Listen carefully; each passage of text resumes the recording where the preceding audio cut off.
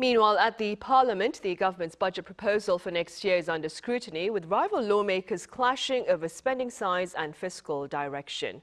Our National Assembly correspondent Min-seok has the latest. Ruling and opposition lawmakers held a comprehensive policy inquiry into South Korea's largest ever budget proposal on Thursday, sparring over its overall scale and spending priorities. Prime Minister Min-seok and Finance Minister Yun-cheol opened the session with remarks outlining the government's position on the 728 trillion won budget for 2026. Kim stressed the need for proactive fiscal measures to support growth and recovery, particularly in people's daily lives, while also addressing concerns over long-term fiscal sustainability.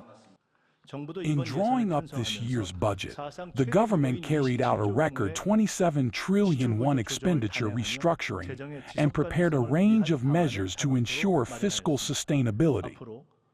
He said the budget centers on three areas: building an innovative economy, strengthening the social foundation so all citizens can grow together, and bolstering national security and diplomacy with a focus on public safety and the national interest. Koo added remarks on the urgency of the situation and asked lawmakers to process the bill before the December 2nd deadline. If key projects like developing advanced industries, reviving local economies, and easing household burdens are not carried out on time, the 728 trillion won budget cannot deliver its full impact.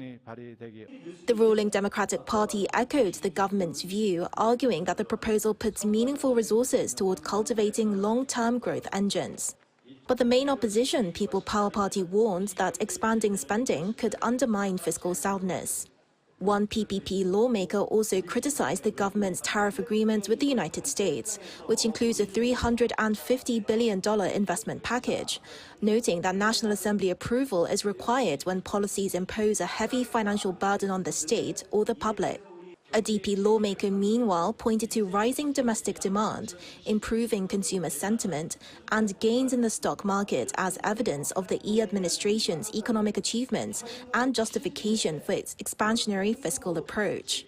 The policy inquiry continues Friday, with full deliberations for each government ministry set to begin next week.